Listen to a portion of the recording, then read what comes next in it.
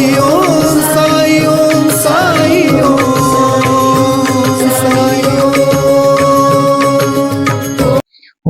சாய்ராம். இந்த வீடியோ பார்த்துட்டு இருக்க அனைத்து நல்ல உள்ளங்களுக்கும் என்னுடைய ஆத்ம வணக்கங்கள். நம்ம ஷீரடி சாய்பாபாவுக்கு அவரைக்காய் ரொம்ப பிடிக்குமா? ஆமாங்க. எப்படி பிடிக்கும்? நம்ம எல்லாருமே என்ன நினைக்கிறோம்னா, கோயிலுக்கு போய் தினசரி கடவுளை வழிபட்டாதான் நமக்கு ஆண்டவன் நம்ம குறைகளை தீர்த்து வைப்பார்னு நினைக்கிறோம். அப்படிலாம் இல்லைங்க. நம்ம இருக்கிற இடத்துலயே முழு மனதோடையும் நம்பிக்கையோடையும் வேண்டினாலே போதும், அது ஆட்டோமேட்டிக்கா கடவுள் செய்ய செய்வாருங்க. உண்மையான நடந்த ஒரு நிகழ்வு தான் இப்போ நம்ம சொல்ல போகிறோம். அதுவும் அவரைக்காய் நிகழ்வு. ஆமாங்க. பார்த்தீங்கன்னா கேப்டன் ஹார்டின்னு ஒருத்தருங்க, கொஞ்சம் வயசானவர். அவர் வேற ஒரு ஊரில் இருக்கிறாரு. ஆனால் டிவியில் ஷீரடி சாய்பாபாவுடைய பக்தர். அவர்னால பாபா தரிசனம் போகிறதுக்கு ரொம்ப சிரமம். ஏன்னா அவர் உடல் ஒத்துழைக்கலை. ஆனால் என்ன பண்ணாருன்னா, அவர் தினசரியும் மனதால் வழிபட்டு வந்தார். வழிபட்டு வந்துட்டு இருக்கும்போது நான் இரவு நேரத்தில் தூங்கிட்டு இருக்காருங்க. தூங்கிட்டு இருக்கும்போது ஒரு கனவு வருது. என்ன கனவுன்னா, அந்த கனவுல சாய்பாபா வராரு.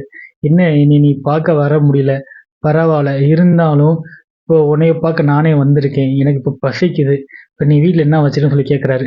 கேட்ட உடனே அந்த பக்தருக்கு என்ன செய்யணும்னு தெரியல. உடனே என்ன பண்ணுறான்னா, வெளியே போய் ஒரு கொடியில் பார்த்தீங்கன்னா அவரைக்காய் கொடி. உடனே அவரைக்காய் வேகமாக பறிச்சுட்டு உடனே சமையல் பண்ணி ரெடி பண்ணி வைக்கிறாரு. ரெடி பண்ணி வைக்கிறது மட்டும் இல்லாமல் ஒரு தட்சிணையாக பணமும் வைக்கிறார். அப்படி வைக்கும்போது கரெக்டாக பாபா சாப்பிடக்கூடிய டயத்தில் பார்த்தீங்கன்னா, இந்த கனவுல இருந்து பார்த்தீங்கன்னா திடீர்னு கலைஞ்சு அவர் முடிச்சு எழுந்துச்சு உட்காந்துட்டாருங்க. ஆஹா, பாபா போய் கனவுல வந்திருக்காரு, கரெக்டாக அவர் சாப்பிட டயத்தில் கனவு கலைஞ்சிருச்சு அப்படின்ட்டு ஒரே புலம்புலுங்க. அதுக்கப்புறம் என்ன பண்ண, அடுத்த நாளும் பார்த்தீங்கன்னா அவர் பார்க்கக்கூடிய ரெகுலர் ஒர்க்கு பார்க்க முடியல. உடனே என்ன பண்ணுறாருன்னா, சரி நம்ம இங்கேருந்து நம்மளாம் ஷீரடி போக முடியல, அதனால நம்ம இங்கே நம்மளோட நண்பர் ஒருத்தர் ஷீரடி போகிறேன்ட்டு இருக்கு. அப்படி நம்ம சேர்த்து வச்சிருக்க காசு ஒரு 12 ரூபாய் இருக்குது.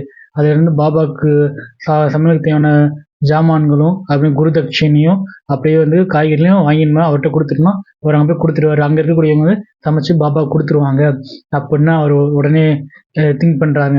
எண்ணி உடனே பார்த்தீங்கன்னா உடனே 12 ரூபாய் எடுக்கிற. அப்படி 12 ரூபா மிகப்பெரிய தொகை அந்த காலத்தில். 12 ரூபாவில் பார்த்தீங்கன்னா ஒரு 2 ரூபா என்ன பண்ணுறான்னா காய்கறி வாங்கணும்னு நினைக்கிறேன். அப்படி அவருக்கு பிடிச்ச கனவு பாபா அவரைக்காய் சாப்பிட விட்டதுல தான் அந்த கனவு கலந்துருச்சு. அதே அவரைக்காய் வாங்கி பாபாவுக்கு அனுப்பிச்சி விடுவோம் அப்படின்ட்டு அவரைக்காய் பார்த்தீங்கன்னா அவரைக்காய் எங்கேயுமே கிடைக்கல.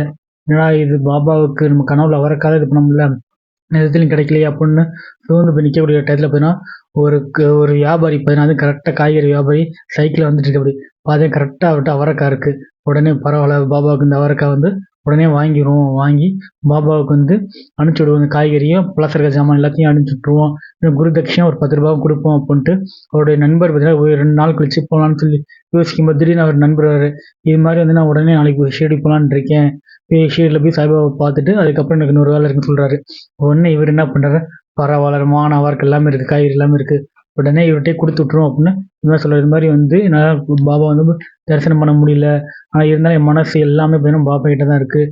நீங்கள் இந்த பலசரக்கு ஜாமான் இது எல்லாத்தையுமே கொண்டு போய் பாபா கிட்ட அவங்க இருக்கிறவங்கள்ட்ட கொடுத்துட்டீங்கன்னா அவங்க சமைச்சு பாபாவுக்கு கொடுப்பாங்க அப்படின்னு சரின்னு சொல்லிட்டு குரு தட்சிணை ஒரு 10 ரூபாவும் அப்புறம் காய்கறி முக்கியமாக அவரைக்காய் பார்த்தீங்கன்னா எடுக்க சொல்கிற. அப்படி அவர் கொடுக்கும்போதே அவர் கேப்டன் ஹார்டியை சொல்கிற. அப்படி என்ன சொல்கிறாருன்னா, முக்கியமாக அவரைக்காய் சமைச்சு கொடுக்க சொல்லுங்கள், பாபா கண்டிப்பாக அதிகமாக சாப்பிடும் அப்படின்னு சொல்கிற. அப்படி அவர் சொன்ன மாதிரியே பார்த்தீங்கன்னா அவருடைய நண்பர் பார்த்தீங்கன்னா ஷீரடிக்கு போகிறாரு. ஜாமான் எடுத்துகிட்டு போய் இது மாதிரி அங்கே இருக்கக்கூடிய பாபாவுடைய பக்தர்கள்ட்ட கொடுக்குறது மாதிரி பாபா சமைச்சு கொடுங்க, என் நண்பர் அங்கேருந்து கொடுத்து விட்டான்னு சொன்னோன்னே சரின்னு சொல்லி சமைச்சு அவரைக்காய் வைக்கிறாங்க. சாப்பாடு மற்ற எல்லா பொருளும் செஞ்சுலாம் பாபா கிட்ட வைக்கும்போது பாபா பார்த்தீங்கன்னா மற்ற எந்த ஒரு உணவுப் பொருட்கள் சாப்பாடு எதுவுமே சாப்பிடலைங்க. கொடுத்து இந்த அவரைக்காய் வச்சுருந்தாங்க. இந்த அவரைக்காய் பொருள் இது மட்டும், இந்த அவரைக்காய் மட்டும் எடுத்து அதிகமாக சாப்பிட்டாருங்க.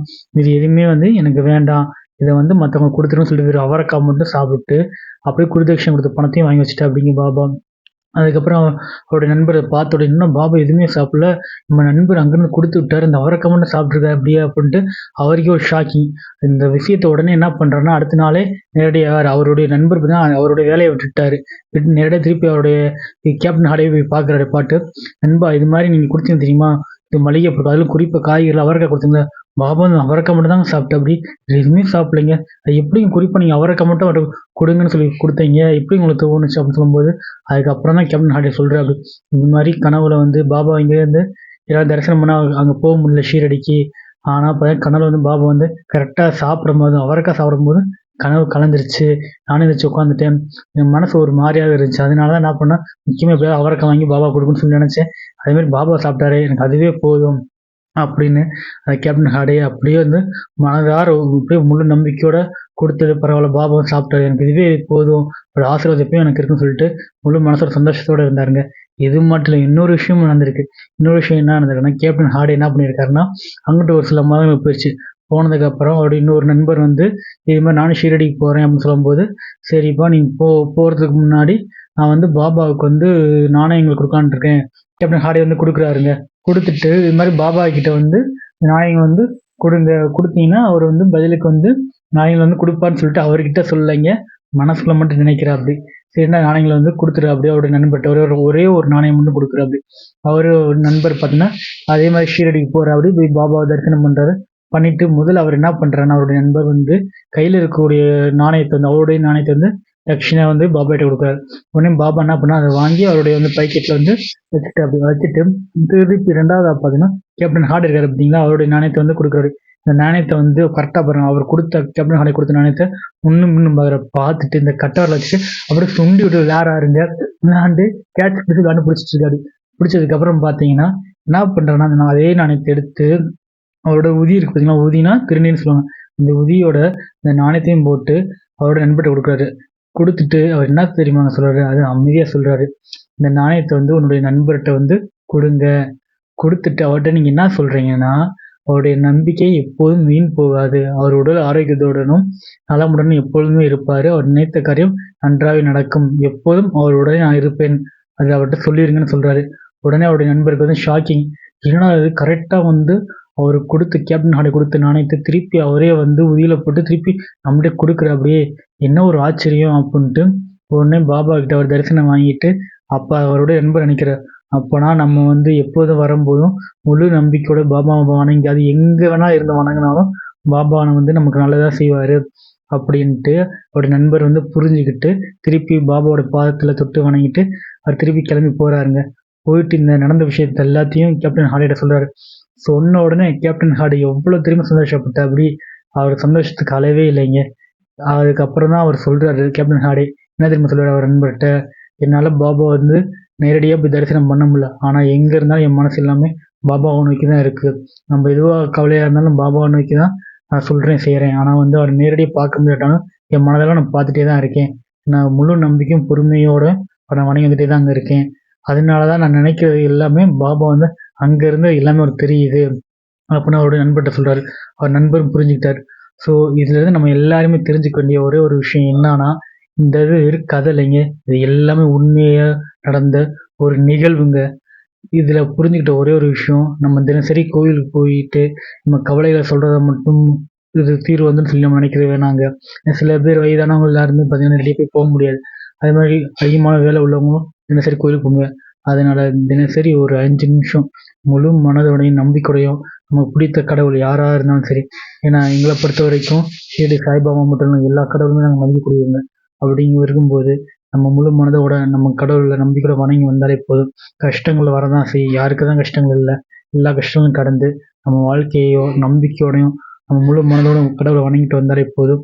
நமக்கு எல்லாமே நல்லதாவே நடக்குங்க.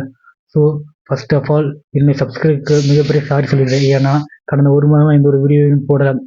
அது ஏன்னா எனக்கு ஒரு எக்ஸாம் இருந்தனால, சும்மா உட்காந்து படிச்சுட்டு இருந்தனால எந்த ஒரு வீடியோமே அப்லோட் பண்ண முடியல. ஸோ ரொம்ப ரொம்ப சாரி என்னுடைய சப்ஸ்கிரைபர். உங்களுக்கு இந்த வீடியோ பிடிச்சிருந்துச்சுன்னா மறக்காம லைக் பண்ணுங்க.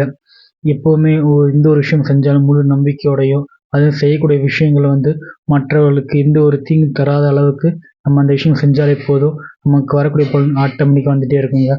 ஸோ இந்த வீடியோ மறக்காம லைக் பண்ணுங்க, சப்ஸ்கிரைப் பண்ணுங்க. ஓம் சாய்ராம், ஜெய் சாய்ராம்.